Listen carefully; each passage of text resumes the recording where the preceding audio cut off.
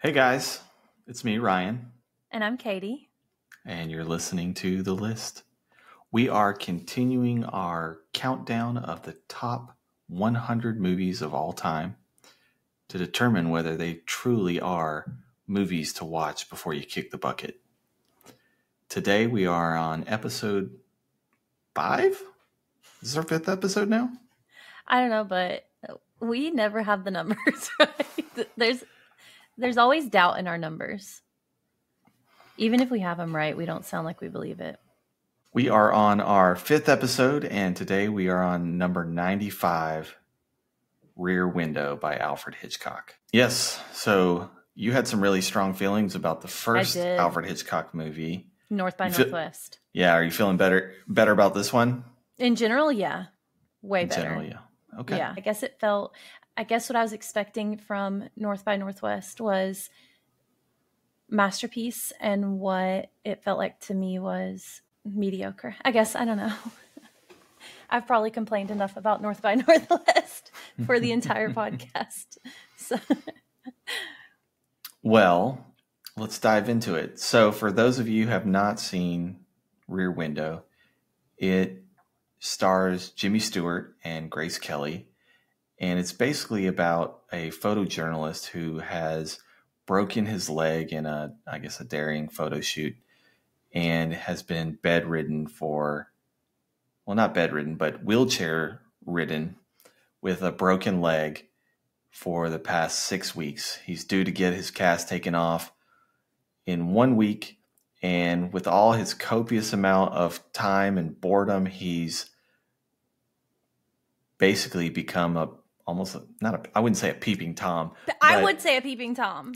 Kind of, I yeah. I feel like he's straddling the line. Even if he's not looking for anything nefarious, he is absolutely intruding on people's lives. Yes, he's become a silent observer in the lives of his neighbors through his apartment rear window. Yes. And as he's observing their day-to-day lives, he thinks he stumbled upon a murder. I can't even imagine being stuck like that for 6 weeks with no cell phone, no TikTok, and no Netflix, no endless movies at your fingers. I don't know. I would go crazy. Yeah, that's why he's looking out his rear window. Yeah, that's his entertainment. I'm not saying I don't understand why he's a peeping Tom, but I do think he's a peeping Tom. It's an appropriate name to give him. I guess so. Yeah.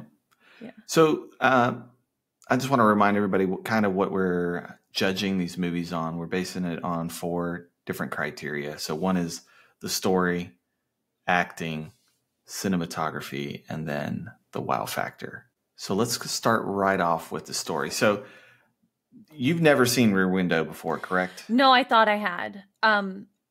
There are some movies that you see that you realize are so enmeshed in pop culture that you can't. You've seen them even if you haven't seen them. And Rear Window was that kind of movie for me. I thought I had seen it, but what I actually saw was some kind of parody of it, maybe, or something based off of it. Something inspired by it. Something inspired by it. And I thought when we went into it that I'd seen it, but immediately I was like, I have not seen this movie.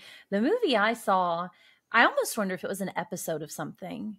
One of those special episodes that they do where it's referencing something and everybody in the world gets it except me. But what I saw had garbage bags in it. It was not. I vividly remember somebody carrying a garbage bag out, and that's what the person from the window was looking at. So what I saw was inspired by this movie and not this movie. Not the So no, I had never seen it before. But you had, right? Yeah, so this is probably 3rd or 4th time, so I'm actually really interested to hear. I'm kind of jealous because you get to experience this movie for the first time. Yeah. And it'll be interesting to see what a fresh pair of eyes, took from this movie compared to me who's seen it a couple times. Yeah. So what did you think about the story? The story was great. It sounds boring in the beginning, a guy stuck in his house. What are you going to make out of that? But it is so well executed. I know I talk about this a lot, about how you can have really hooky story ideas that draw people in. I see the hook here. A man stuck in his house who thinks he's witnessed a murder. That is hooky. But it's zeroed in on a really small, quiet story. It's just one person in one place, and it's all happening in this really controlled environment. But it was executed perfectly. I thought the story was a brilliant story idea, and it was done very well. So I'm going to give it an 8.5. Okay. I didn't think it lacked anything. I thought it was above average. There were a couple of times where I was bored. I find it funny that I was never bored where you would expect to be when he's looking at the people that you can't really hear. I thought that was really well done too, where you're kind of seeing the people and you're able to hear them, but you can't quite hear them. And you're making out what they say based on, like, your brain's filling it in. So you can't really hear what they're saying, but you're imagining what they're saying. I thought I would be bored during those times. There were some drawn out scenes where you're just watching these people across the way, but those didn't bore me. Sometimes I was bored in his apartment when he and Grace Kelly are talking. Lisa, that bored me a little. I still have a really hard time with my suspension of disbelief in some of these old movies where the men are so much older than the women. And he's like, I don't think I'm ready to get married. And I'm like, you're 70. You have full head of gray 70? hair. Jimmy Stewart? Oh my God. No. He's not 70, but you get what I'm saying. He's old. He's well past the age of, like, I don't think I'm ready to be married. And she's this, and I do feel like they fleshed that out. They made it clear why he wasn't ready to be married. It wasn't that he wasn't ready to be married to her. But in the beginning, he was like, I'm just not sure I'm ready to be married. And I'm like, you're elderly. You're going to be able to take out Social Security. He's not elderly. Not at all. No, but he's a notorious bachelor. Yeah. Right? He's all about the thrill and, getting into places where nobody else wants to go and finding the shots that nobody else can get. That's true. That does play into his character, that he wanted somebody who was going to be able to do those things with him and not slow him down. I get that. But I was just a little bored sometimes when it was talking about their relationship, maybe, or they were discussing. I wanted it to get, maybe that just more speaks to the core of the story and the plot. I just was so ready to get back to what was happening. So maybe it was less that it wasn't it wasn't an enjoyable subplot, and more that I was just so invested in the main storyline that I was ready to get back to it. But story-wise, I would give it an 8.5. Yeah, I mean, it's a really simple story concept, but I think the execution of it was done so nicely that I really actually wasn't really bored in any parts, even with the parts with Grace Kelly. And in fact, I actually think that was a nice interlude in between all the high action stuff that was happening in between. And even the little subplots with the other neighbors that didn't really play a big role in this possible murder, I thought that was actually done really interestingly. Like, I was really into all these people's lives. And I think that part of that speaks to some of the things that you touched on, which really kind of go into the cinematography portion of that. But as far as the plot, the concept of the plot is very simple, but it's done so well that, yeah, I think 8.5 is a really fair rating for that. I think all of the subplots too did tie back in, every single one of them. There was the lady with the dog, and how that tied in. There was the dancer, who I think was meant to be an example of the kind of love Grace Kelly had for him, because she had her guy, and she was saying that, well, maybe she's not interested in any of them. And he's like, how can you tell? And she says, I know. And so I think that was an example of them. And then there's the newly married couple who devolves into misery, which is showing what he thinks love is, where it traps you and you're more and more restricted and you can't live the life you want and you're unhappy. So it was both examples of how they saw love or maybe even just marriage. I don't And know Miss about the Miss piano Lonely player. Heart and the piano Miss Lonely player. Heart. Yeah. Yeah. I don't know so much about how they tie in maybe. I don't think it ties into the character, but I think it's another cool little subplot. Yeah, I liked them both. The music was astounding. Music was really, really well done. This may fall more under cinematography, but I found it really interesting how he had the background noise he had in this movie. There were lots of moments of silence when Jimmy Stewart was looking out of the window, and you would hear a train which got closer and closer and louder and really ramped up the intensity. There was also just a lot of background noise that made you feel immersed in the situation. Kids outside playing, horns honking on cars, just noise that you kind of tune out in real life. But in this movie made you feel centered in the movie. Feel like you're in a busy New York, kind of, I guess you'd say barrio. I don't know. Yeah. Yeah, I think that is part of the cinematography. And I think the other part that makes this movie so interesting is you touched on already, cinematography wise, is that you don't really know exactly what is being said and what all the actions are from all the other neighbors. You're seeing most of this movie through the viewpoint of the character. Yeah. And so it's constantly switching back and forth from his viewpoint back to his apartment, his viewpoint back to his apartment. So you don't see all the other stuff in certain corners of the apartment complex that they're looking into, but you just see what he sees, and it adds to the level of mystery on, did something happen? Did something not happen? Right. And it's done so well that you're left guessing really until the last part of the movie, honestly. Or at least agree. I thought when I saw it for the first time. Is that the impression you got?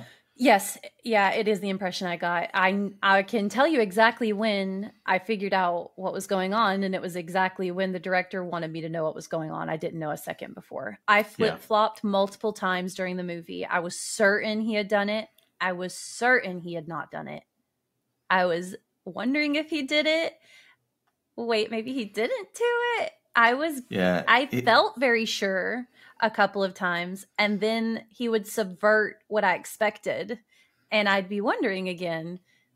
And up until the very moment it's revealed by the director whether he did or didn't do it is when I found out what the truth of the matter was. It's really good because not only do you not know exactly what's going on, they play this thing the whole beginning half of the movie that he's just bored. Yeah. He's always looking for something, and he's a thrill seeker. Right. And so is he inventing this whole situation in his mind because he's bored to tears, wanting something to do, wanting to get out of his apartment, that he's invented this? Or is this really happening? I was wondering at one point if I was watching a movie about someone devolving into madness or someone who had seen a murder. And I was so positive at one point that he had pulled, because I was sure that he didn't do it, sure that he did do it, sure that he didn't do it. And during my sure that he didn't do it part, I was like, he's pulled Grace Kelly and the nurse into his madness. Obviously, going back and watching it for a second or third time is different, but watching it for that first time, I see why you say you're jealous. I'm very glad I experienced that for the first time as an adult and not on ABC Family in pieces like I thought I did, because that was a wonderful ride. Yeah, I felt like I remember from the first time that I watched it is that something that North by Northwest failed to do for me was build up the suspension and just keep me on the edge for as long as possible. North by Northwest would build up the tension and then just ruin it with some just audacious Right.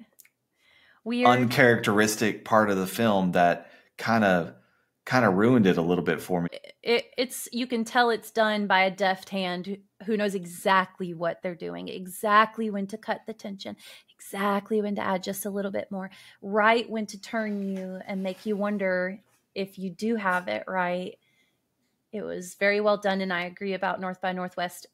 That is what I meant when I said it was flat for me, is that I never felt tense. But this whole movie, I didn't feel the kind of tension you feel in a horror movie where you're No. literally like gripping. There were a couple of times where I was very tense, but it was an enjoyable curiosity and an enjoyable tension. There's one point where he's like rubbing his face and I was watching like this. Even with that being my fourth time watching that, when that scene happened, I know exactly the scene you're talking about. And I think everybody else who's seen this movie or who watches this movie will know what we're talking about. There's a moment where he is just absolutely terrified, and like something inside me is like, oh, yeah. And so much tension's built up in that moment, and you just feel for this guy because he's just this, he's just this observer who is unable to do anything. That's part of the tension. And that is partly horrifying because you know there's nothing he can do. Not having control is a huge fear for a lot of people. Not being able to control what's happening. And he quite literally has zero control in this situation. And you see him realize that there is nothing he can do. And you're feeling that same thing as a viewer. There is nothing I can do but watch this happen. And it's terrifying. It's almost like you're watching him have your same experience as a viewer. That's what he is. He's viewing this horrific thing happening, but now instead of it being people he doesn't care about or people he doesn't know, it is affecting him. He's watching someone he cares about in a precarious situation. The progression of what he's seeing out of his window. Yeah. So what would you rate cinematography then?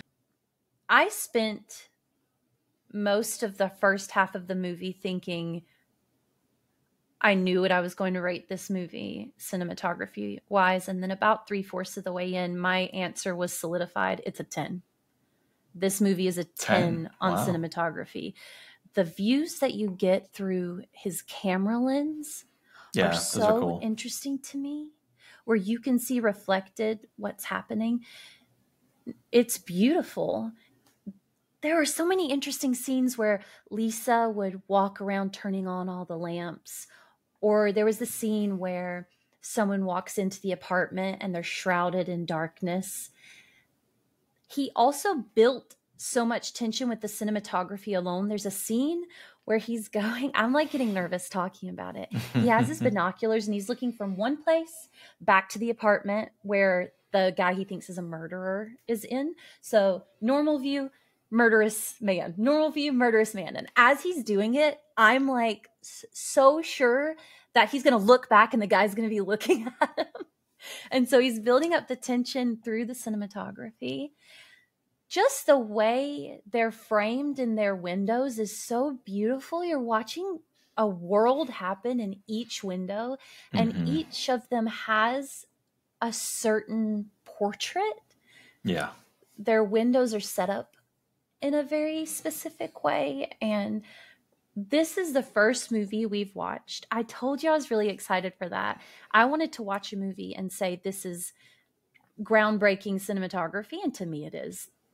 It's impeccable. It's my very first 10 on anything, I think. It's definitely a 10 for me. No, I think it's way up there. I don't know if I would give it a 10, but it's like another 8.5 or 9 for me. That's what I spent most of the movie thinking, is this is a 9.5. I don't know if I would say it's cutting edge or groundbreaking, but it goes so well with the movie and putting you in the perspective of the protagonist. It has a huge impact on the overall feel of the movie, and that's exactly what it should do. Well, even the way he got across what you were saying earlier, that you're only seeing his perspective, there was this little sliver of space between buildings where you could just barely watch the characters leave their apartments and go somewhere. The way that was shot was so genius to me. And then once again, I mean, Alfred Hitchcock's use of color, he's a genius. Just the sunsets and how it contrasts with Grace Kelly's, dress or other costume or his pajamas that he's wearing. Just, I mean, makes a scene look just so much better to look at. He's really good about that. And he is.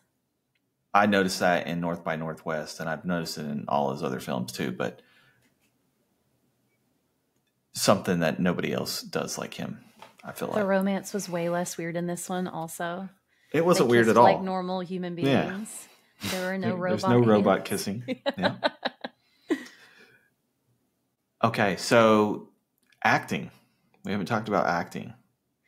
Well, it's Jimmy Stewart and Grace Kelly, who I'd never seen anything before, yet I know their names. So outstanding actors, and obviously their reputation holds true all these years later. It was outstanding. They portrayed their characters very well, even down to the way they spoke. It was well done. I'd probably give the acting a 9. I agree. I mean, Jimmy Stewart, he's great. Imagine having to act. Is Jimmy Stewart in a bad movie? I don't know. I couldn't tell you.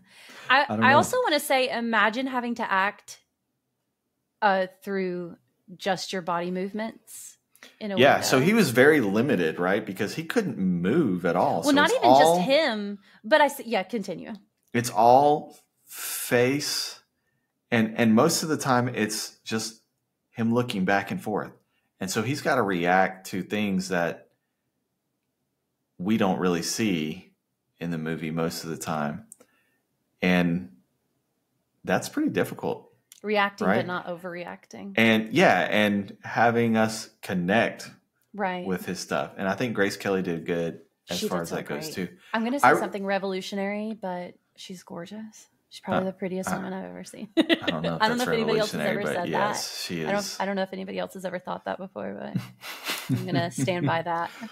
She's a legend for a reason, and not only for her acting, but her acting was impeccable. Mm-hmm. I also feel like the people acting in the windows were. How do you act like that? It's almost miming. Mm-hmm.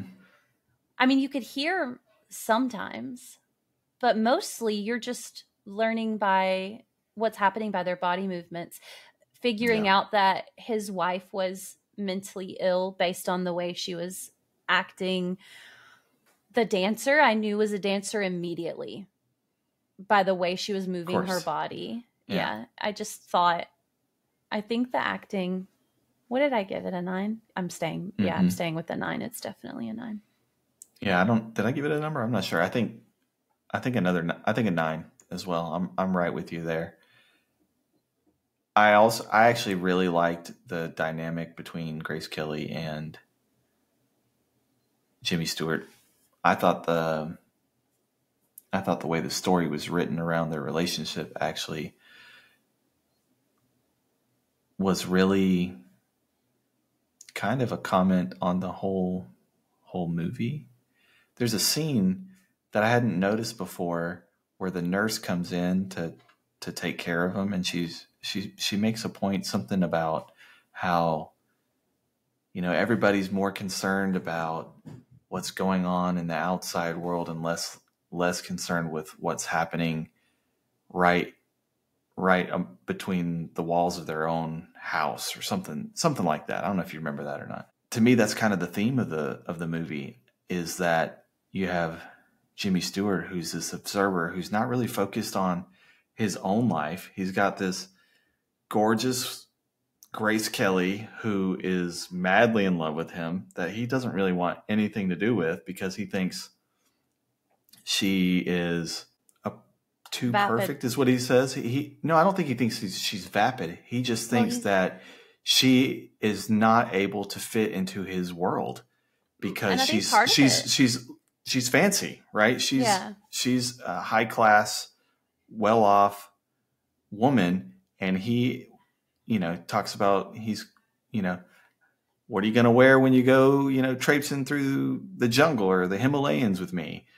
And it's not till the very end of this movie, I think, that he realizes that she is the one that he's been looking for this whole time. Somebody who can be that fancy, beautiful, perfect woman, but also get down in the jungles and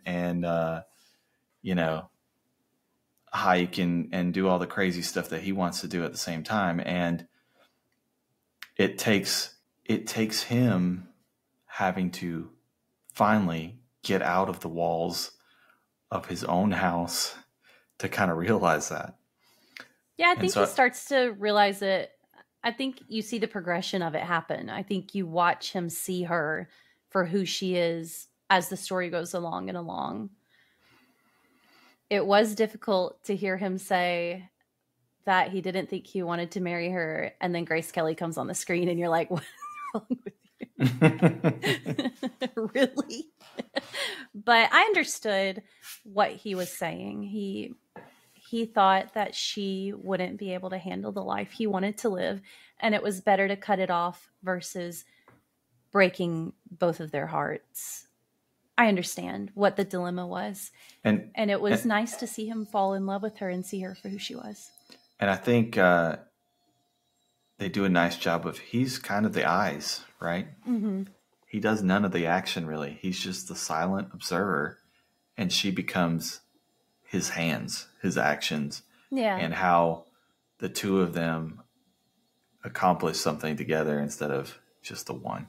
Yeah. I don't know. I'm reading too much into that, but anyway, like it's art. I can think what I want about it. Okay. Yes. Just like I can think Jimmy Stewart is old. No, that's no. So only you can interpret art in your own way, not me. Someone's physical age is not art. It's their actual physical age. Anywho, we're moving on. We gave it both nines, right? Yeah. Nines, yes.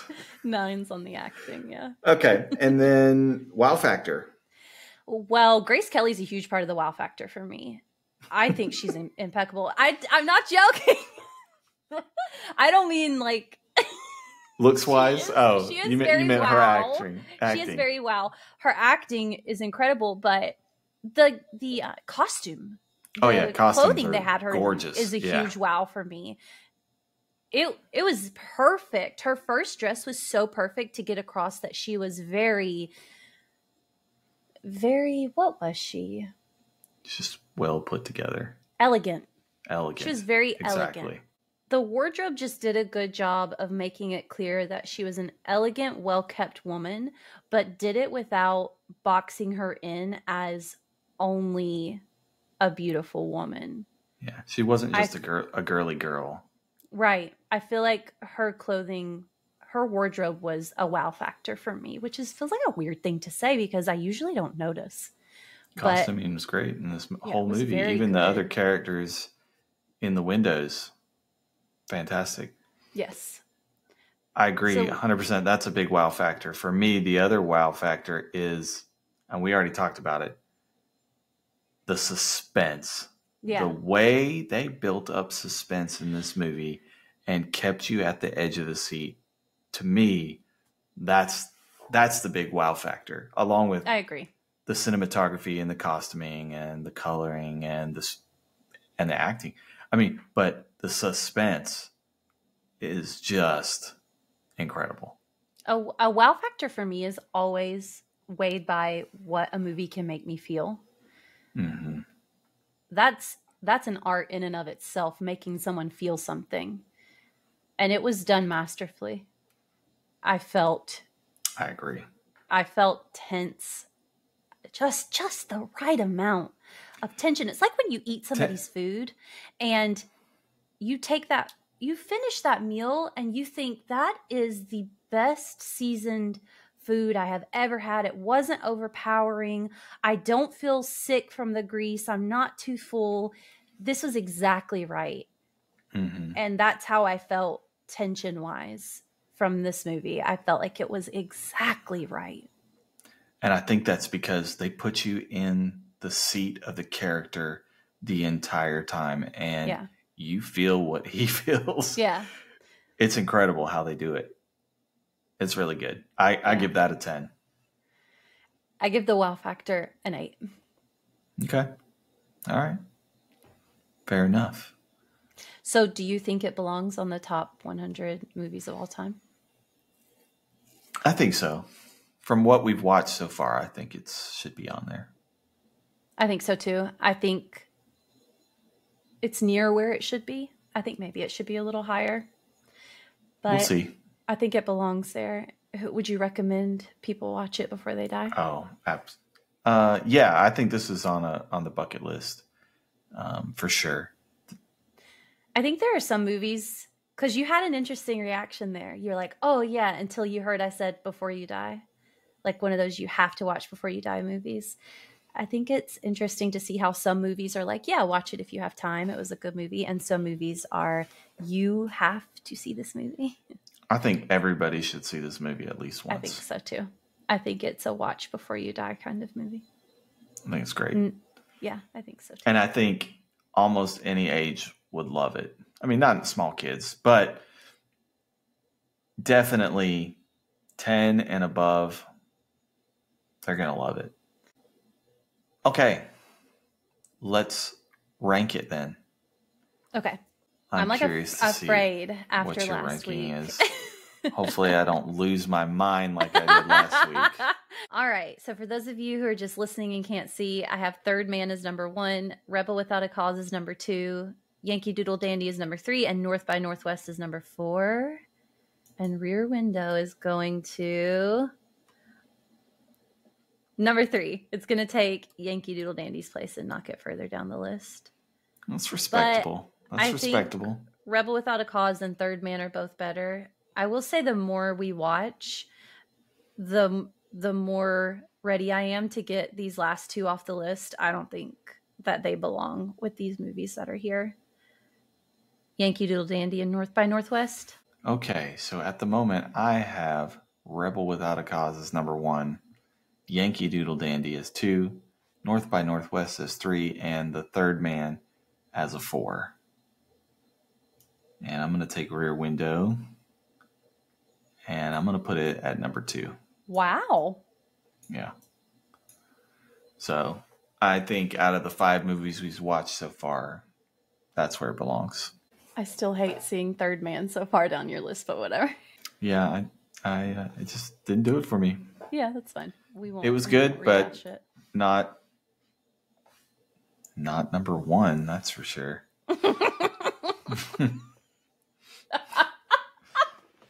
Film noir.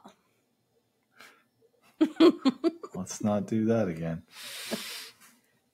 All right, so I feel like we should do a spoiler alert here. All right, so for any of you who don't want to hear about the end of the movie, I'm going to tell you to stop here because we're going to start talking about some things that might be considered spoilers and things that will definitely be considered spoilers. But before you go, make sure to subscribe and follow the podcast on whichever method you're using to listen to it. Thank you guys for joining us so far. It's been a lot of fun. We also have an Instagram account, Ryan and Kat's List, and we're like dying to hear what you guys think about the movies too. So however you want to get that across to us in an email or in a comment or a message, do that because we'd love to hear from you. So spoiler alert, we're going to talk about the ending. Stop listening now if you don't want your movie spoiled. Go no further.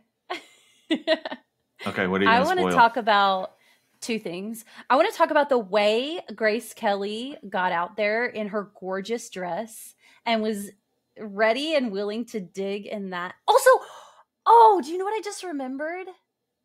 What was in that box? Oh, in the garden? In the garden. I think. What was in the box? It was in a hat box is what they said. So I'm wondering if it's her head. And so I think back. But I don't know why it would have been enough to. It would have been enough to make her unidentifiable. If she had never been entered into the system, why would they have her fingerprints? So if you cut her head off, how are they going to figure out who she is?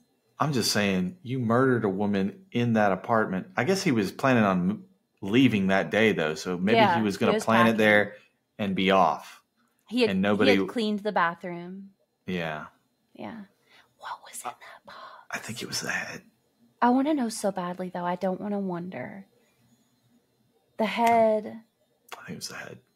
What else you put in a hat box? A head. Yeah, A human head, not a hat. Come on. I'm really glad we don't have any hat boxes. Everybody knows that. You don't put a hacksaw in there. You put a head. It's true. It could You have don't put a hand in a hat box. You put a hand in a glove box. It could have been a murder weapon. It could have been some of the clothes she was wearing. It could have been her hands. It could have been all that jewelry. It was not her hands. Do you think it was the head? You're going to stick with that? I'm sticking with the head. Okay. I want to know, though. Is that's what you? That's not what to I wanted to talk about. I just remembered it hit me, and I was like, oh, by the way.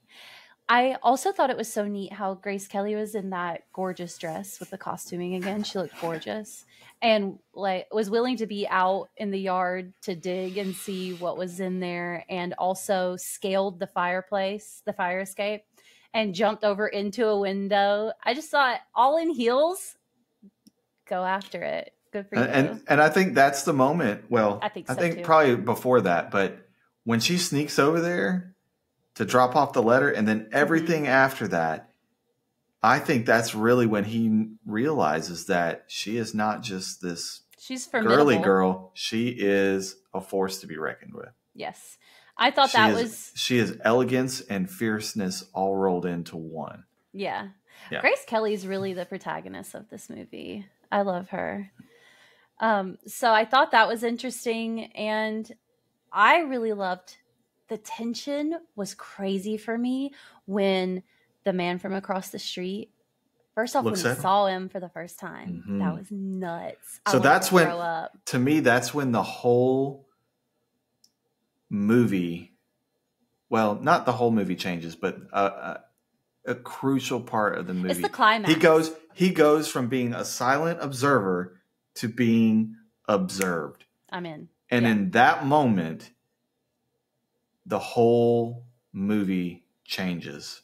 It doesn't feel so good, does it, Jimmy? He takes action, and that's the first time in the whole movie he takes action, and that's when stuff goes down. Yeah. So he comes over into his house, and is you think it's him. You don't know, but someone is outside the doorway coming up the stairs. The lights go off, which is a thing of his. The neighbor keeps turning off the lights when he's going to do something bad. He turns the lights off to smoke his cigars. I think when he kills the dog. When Grace Kelly comes over, he turns the lights off, and he's essentially going to kill her in front of him. And then he turns the lights off outside of his apartment. And that's when I knew it was him. And he comes in, and true to character, the way that Jimmy Stewart's going to save himself is through using his photography. I loved that. Yeah, he takes the eyes, blind the eyes, right? Yeah, right. With the flashing, which is really kind of a nonsense way to stop somebody. Oh, yeah. But at the same time, it worked. It was enough to stall. And I kind of like the little cinematography part where the flash, and then you get the point of view of the villain, and like you get the like him adjusting to the light, and he gets closer and closer and closer, and they build up that suspense even more. And then he's like hanging on to the window for dear life, and and I love the ending. I love the ending, the very last scene where he is got two broken legs. Yeah, that was so funny. He's got two broken legs, and Grace Kelly's, reading her book on the Himalayas, and then takes the Himalayas, and then she takes out her fashion magazine at the same time. Yeah, and I liked that. I thought it was perfect. Even when the villain comes in and is stomping towards him, I'm thinking, is he going to say, "Why are you looking at me, you creep?" Or is he going to say, "I killed my wife"? And he says, "What do you want?" And that's when I know for a fact. Even up until that moment, you don't really know 100%. I was doubting. Is he going to say, "Why were you looking through my window? I'm going to beat the crap out of you, you pervert"? Or is he saying, "I killed my wife, and so now I have to take care of you"? And I know the moment he says, "What do you want?" And that's when I'm on the edge of my seat thinking they're not going to get there in time. What is he going to do? He's in a cast. He can't get up. Yeah. How is this going to be resolved? Up until the very last moment. So well done on the tension. And then he lightens it. He resolves it, and he leaves you feeling like you understand everything. Everything is wrapped up, and it's on a light note. Unlike North by Northwest, where exactly. you don't robbed. Feel resolved. Exactly. Yeah. There's no robbing here, only murder. Resolution. Yes. Only murder. You feel very content at having watched a movie where you were carried through the entire journey. Mm-hmm. It's resolved. I really loved this movie. It was great. It's a great movie. It was. So there's more Alfred Hitchcock movies on the list that are way higher, and I haven't seen either of them. And so there's multiple. There's at least 4 or 5 on the top 100 list. I thought we had one more to watch. I think he's the only director that has that many films on the top 100, which speaks volumes for him on how cutting edge he was. Anything else? Who wrote the letter that he got saying his wife made it okay? Who wrote the letter? Who got on the train? I think he wrote it himself. Who walked out of the apartment with them? Yeah, that I don't know. If he just hired his mistress? Maybe that's why he killed her, because she does this because he keeps picking up the telephone and talking, and then she kind of sneaks around to see who he's talking to, and then she kind of like goes off on him. Well, I think she was laughing. So I think he probably was cheating on her and then ended up murdering her. I think that's really what happened. Just get a divorce. You don't have to murder anybody. I think you do. No.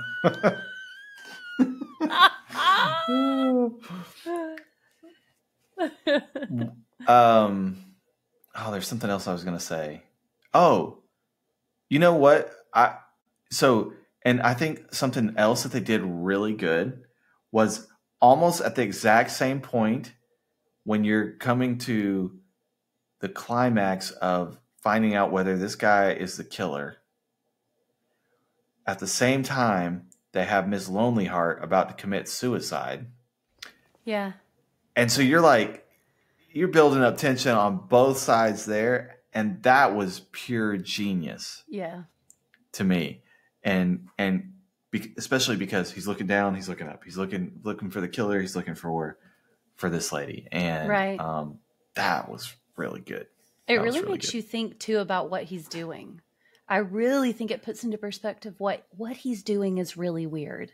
And he's seeing pieces of these people's lives he's not meant to see. But now he's seen it, and he has a responsibility that he shouldn't have. But now he does. And that's part of the story too, is that he didn't do anything to begin with because he was a silent observer and somebody died. Right. And then when he finally took some action, he saved lives. It's another, also similar to North by Northwest, it's another situation where people don't believe the truth. I mean, even we didn't believe it as viewers. We didn't believe what he was saying at certain points. Yeah. I find it interesting that that's in both movies. Now, probably after you've seen this movie, you kind of understand more what I'm talking about as far as the grandeur of the wow factor for North by Northwest. I thought about that as far as the scale, because this movie takes place in basically one location the entire time. But do you know that makes it a wow factor for me? That it can be that interesting without ever leaving that room. Yes. He does not leave the room. You don't even... I guess there's one part at the end where they leave the room and he's down on the ground, but that's it. But not really. Is a wow factor for me because the camera's looking down. Yeah. That is a wow factor for me. Yeah. That it all happens right there and I don't get sick of it. So thank you guys again for joining us on the list as we count down the top 100 movies of all time. I think we found 2 bucket list movies. Would you agree, Kat? 3. 3. Oh. I'm serious. 3. I don't know if you 3 bucket list movies on mine. You should watch on YouTube just for this look. I'm getting. I don't know. It's if you can't see it, he's agreeing with me. He just doesn't want to say it out loud.